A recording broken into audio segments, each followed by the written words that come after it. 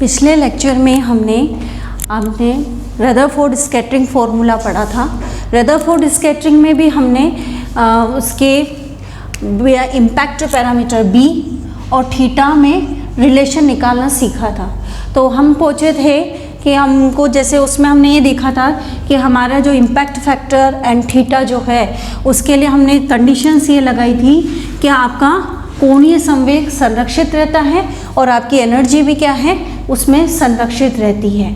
तो उसी के कंटिन्यूएशन में मैंने आपको बताया था कि वो परवलय हाइपरबोलिक पाथ में क्या करता है, मूव करता है, क्योंकि वो नाभिक में जो आपका पॉजिटिव चार्ज है और आपका अल्फा पार्टिकल भी क्या है, पॉजिटिव चार्ज है। तो दोनों में क्या हो रहा था, कूलाम्ब रिपल्शन फोर्स एक्ट हो रहा था। तो उस वजह से हमें उसका जो पाथ था वो स्ट्रेट लाइन ना होकर कैसा बन गया था, हाइपरबोलिक पाथ बन गया था।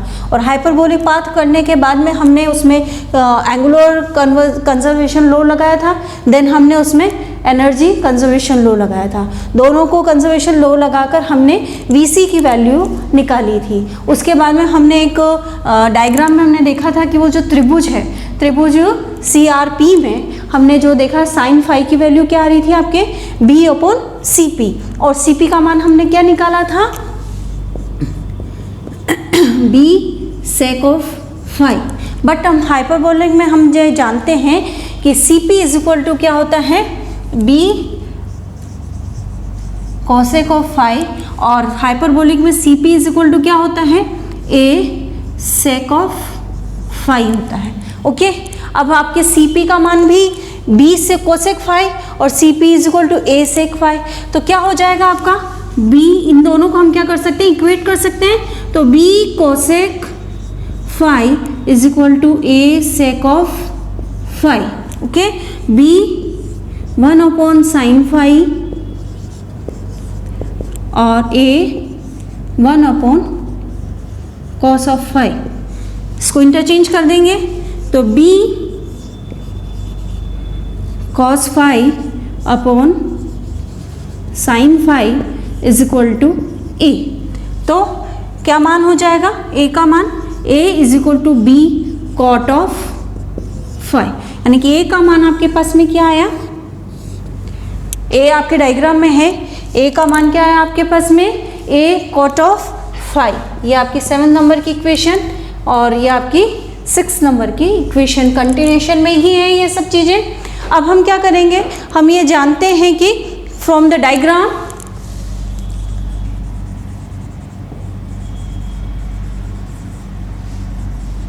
x का मान क्या था, x इज इक्वल टू था A प्लस आपके कितना मान था, A plus CP।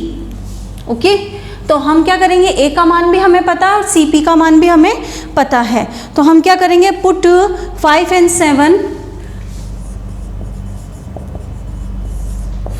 7 in 8। Okay, तो put 5 and 7, x is equal to क्या हो जाएगा, A का मान है B cot of phi plus CP का मान कितना है आपके पास में, B cosec of phi. Next हम इनको क्या करेंगे, चेंज कर देंगे। तो B तो कॉमन आ गया वैसे भी आपका, तो cos of phi plus upon sine phi plus 1/sin phi. Okay, solve करेंगे इसको वापस, 1 plus cos of phi upon sine phi. अब आपको इसका फॉर्मूला पता है 1/cos फाई का, 1/cos फाई का फॉर्मूला क्या होता है, यानी कि 1/cos theta 2 cos theta by 2, तो B 2 cos square theta by यानी कि 5/2, और ये क्या हो जाएगा 2 sin 5/2 cos ऑफ 5/2। ठीक है, 2 से 2 कैंसिल आउट हो गया, cos से cos कैंसिल आउट हो गया, तो क्या बचा आपके पास में, x का मान क्या आया, B of cot 5/2। Okay, next हमको क्या करना है इसमें, अब आपके x यानी कि डिस्टेंस आ गई एक तरीके से आपकी, x इज इक्वल टू क्या है आपके पास में, B cot ऑफ 5/2। अब हम डायग्राम से ये देखते हैं, डायग्राम से देखो कि phi plus theta plus phi, ये किसके बराबर आए हैं? 180 डिग्री के बराबर आए हैं। तो 2 phi plus theta is equal to हो गया 180 डिग्री।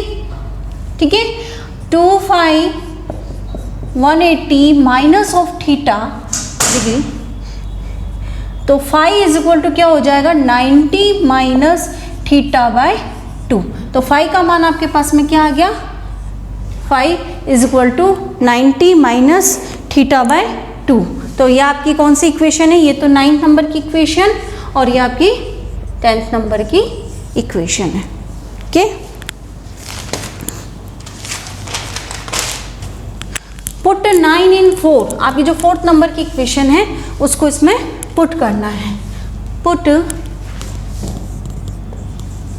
9 इन 4, और 4th नंबर की इक्वेशन आपकी क्या थी?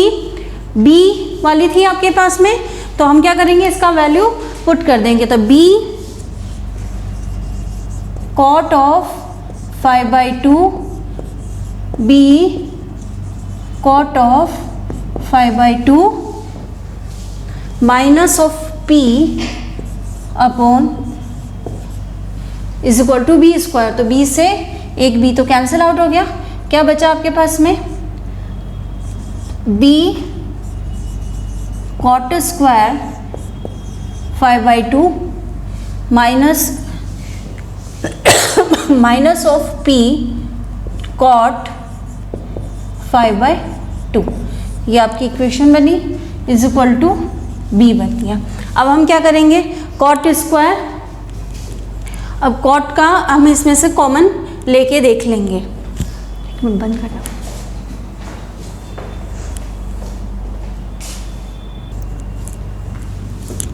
अब b cot square 5/2 minus of b is equal to p cot 5/2। Okay,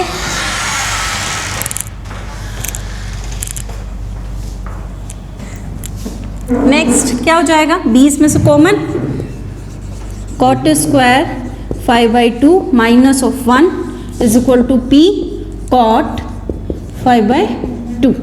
next हम क्या करेंगे? b इसको सॉल्व कर लेंगे cos स्क्वायर में, cos square 5/2 upon sine square 5/2 minus of 1 is equal to p cot 5/2। Okay, उसके बाद में हम इसको वापस सोल्व करेंगे।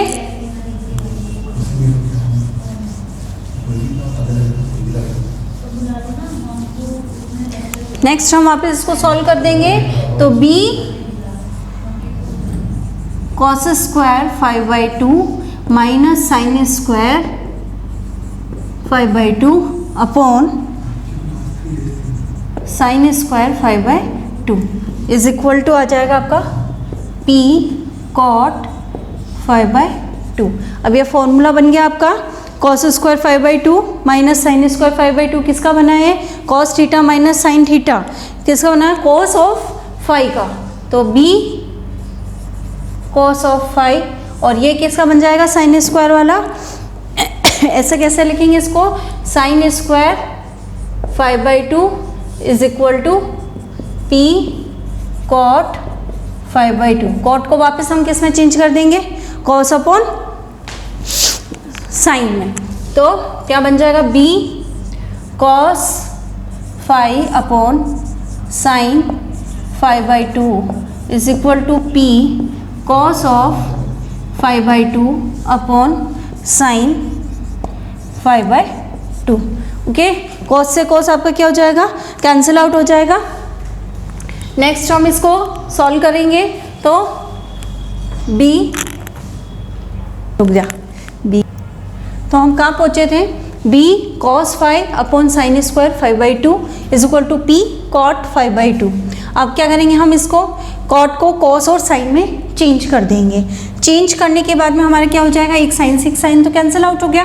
तो b cos ऑफ 5, अब यहाँ पे क्या हो जाएगा? इधर चेंज करेंगे तो p sine of 5/2 cos of 5/2। अब हमें इसको क्या फॉर्मूला बनाना, 2 साइन है cos है वाला, तो हम क्या करेंगे? ऊपर नीचे 2 से मल्टीप्लाई कर देंगे इसको। तो b cos of 5 is equal to क्या हो जाएगा? p sine of theta by 2। इसको इधर शिफ्ट करेंगे तो b is equal to P by 2 tan of five बन गया। अब इस b का मान हमारे पास में आ गया। अब हम क्या करेंगे, पुट 10 इन 11, जो हमारे 10 नंबर की इक्वेशन थी उसको हमने क्या करा 11 में पुट कर देंगे। तो b इज इक्वल टू क्या हो जाएगा, p बाई 2 10 और 5 की वैल्यू क्या थी हमारे पास में 90 माइनस थीटा बाई 2। तो b इज इक्वल टू क्या हो जाएगा 10 90 माइनस है तो 10 90 क्या हो जाएगा कॉट में चेंज हो जाएगा।